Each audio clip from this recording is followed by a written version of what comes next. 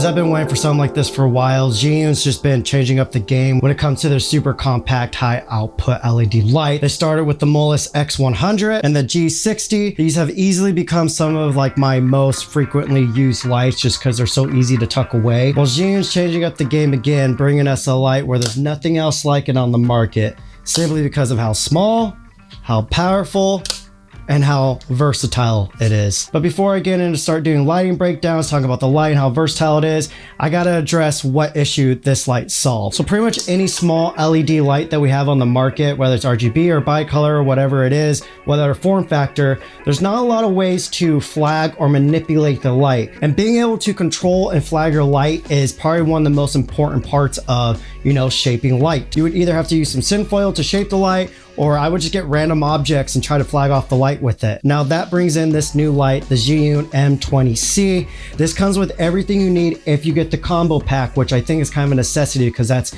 kind of the whole point behind this light. But not only do they give us all these options to modify the light, but they made it magnetic and stackable. And once again, it's super compact and it's 20 watts of output. The RGB version of the light is only $139, but if you get the combo pack, it's only $169, so it's well worth just getting the combo pack off the bat. So let's just start with the cage. When I first unboxed this light, I thought this was one full unit, but then I saw this little lock button, and voila, the light comes out by itself. So if you don't need the cage and the magnetic points and the mounting points or any of that, you don't have to use the cage. But the cage is like the magic part behind this whole system. So like I just said, there's a fat magnet strip right on the back of here, so you can stick this wherever you want. But more importantly, this is how you start stacking on these filters. So let's start going through these filters here. It comes with an extra diffusion filter, which I don't think I would personally ever use. If you're someone that's shooting like products, say if you're shooting like a soda bottle, this might help reduce some of those specular reflections on there. I probably won't use this too much, honestly, but the other two modifiers are the most important in my opinion. Let's start with the honeycomb. This thing is very important. I'm going to tell you why, and I'm going to show you the lighting breakdown coming up after this. If you're just using a diffuser or the bare bulb, the light is just getting blasted everywhere. One of the keys to getting a cinematic look is to shape your light. You want to try to put some practicals into your shot and use that as motivated lighting. So basically what this does is this just stops it from blasting everywhere, and it gives you a little bit more control and a little bit more of a beam of light. Now, say if you need even more control over your light, this is where barn doors are super important.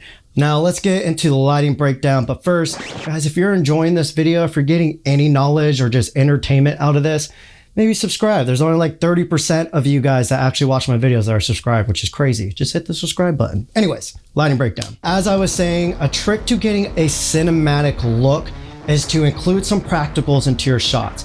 Even if I'm doing a talking head segment like this, I still want to try to get a practical. I still want to try to like add some sauce to the image. And not only is this going to help you get a more cinematic image, but it's going to look a little bit more grounded and realistic while also making it cinematic. So I'm going to kill my practical here so you can see what this thing is doing. Let's just turn it off.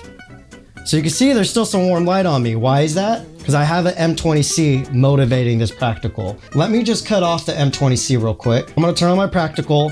You see it's doing something. It doesn't look bad at all, but I want to add more contrast to the scene. I think people tend to ignore contrast. Just how I have that light hitting the wall over there, it's creating contrast. It's creating depth. We're getting light, dark, light, dark, light, dark. It's just creating, more texture and just layers to the image. So while this light is actually kind of soft for it being a practical, I want to heighten that contrast. Kick on the M20C, no modifiers on it at all. You can see this doesn't look good. It's blasting light all over my face. You can see the shadow here. It's blasting light on behind the actual light. And so it's kind of confusing. It's like, why is this light come from behind here when the source is right here? So the first step you can do is simply slap the honeycomb on there. And you see the honeycomb, it kind of controls the edges a little bit more. So if I come back here, you're gonna see the light's not on me too much, but if I take this off, just a bunch of light blasting on me. So I'm gonna keep that on there.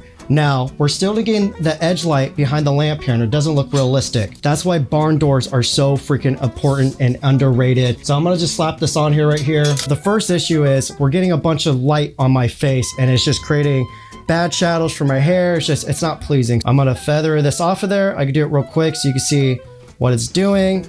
I want it to fall like right on my shoulder right there. Now the second issue is it's hitting the back of this lamp here. Let me pull in the lamp a little bit more so you can see. I'm gonna just pull in this flag here, and there you go. So some people might be like, is that really doing anything? Let me show you here. This is before, this is with the practical, and then this is with the Zhiyun M20C. Also, I hope I'm saying Zhiyun right. Who knows? Correct me in the comments if I'm wrong. Now let's take this up another step here. I'm going to take my second M20C and I want to motivate another light source behind me. I don't know if you guys can see which one it's going to be, but the cool neon cactus sign. In the next segment, we'll also go over the RGB and the bicolor and everything. The light over here is in its bicolor mode and it's set to around 3600 Kelvin. Now this one, we're gonna set to the RGB mode. So it's actually an HSI mode, which is hue, saturation, and intensity. I'm gonna set this right out of frame here.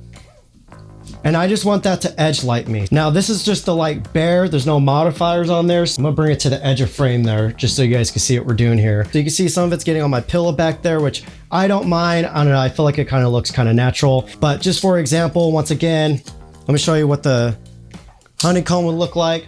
That's the honeycomb. You can see it's not spilling on the pillow anymore. It's just hitting me. Like this looks super clean. So I think this looks great. Like I'm loving this. Again, the whole trick to this, I think some people might get confused when they have to go and light a scene and they're like, I don't know how to light it. And it might be because maybe you need some practicals in your shot to motivate some light. Now, with that lighting breakdown done, let's get into the actual light now. Sorry, y'all, we're gonna have to kill the cool green light to use for our examples here. Real quick, let's start with the internal effects and then let's go into the light quality. We're pretty much getting all the internal special effects that you get with high-end quality LEDs, which is super important. So say we have a candle in the shot, we could simply just put it onto the candle effect. Or say if we want to have like a bad light bulb over our head, the list goes on. Now let's talk about the light quality itself. We're getting 20 watt output on this little tiny light. Most little lights like this are like half the watts. I'll put all the lux readings on the screen, but at full power, we're getting 40 minutes of runtime, full RGB and HSI precise dimming. So basically when it's in RGB mode, if you're dimming, the saturation is gonna hold. Another favorite part about this light, in the bicolor mode, it goes from 2500 Kelvin to 10,000 Kelvin. What's also cool about the M20C is when it's in bicolor mode, we have a green and magenta shift. We're about to film a talking head point and I just want to get more of like a little bit more of like an amber warm type of sodium vapor look. So I can simply just shift the tint over towards magenta and we're gonna get more of that amber warm type look. I gotta address how freaking cool the design of this light is. The fact that the battery's just right here and they made it part of the design of the light. If you guys haven't seen the creator, go watch it because I feel like this light comes from that world. Now let's say you need to film longer than 40 minutes. You can plug it in via the USB-C, but you need to make sure you have power delivery. The light's smart enough too, so whatever type of USB-C cable you use or power bank or power station, whatever you're using, it's going to tell you how much watts it's able to pull from there.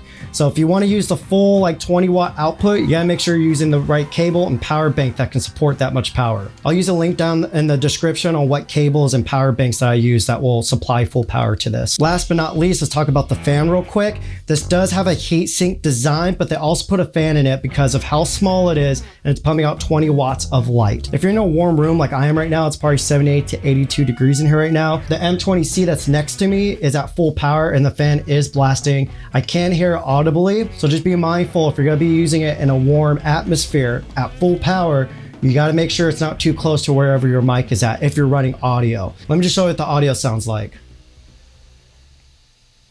Also, if you didn't notice, the mic is under my shirt right here. So that's with the fan right next to it. That's me speaking over it.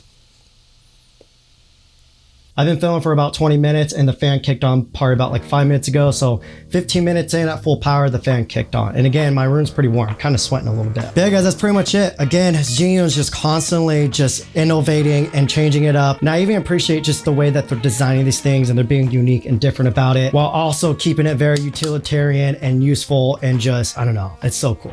I just love their lights. Pretty rad. That's it, guys. If you have any questions or anything like that, shoot them down in the comment section. I'll have a link to everything and you guys could check out more info in there.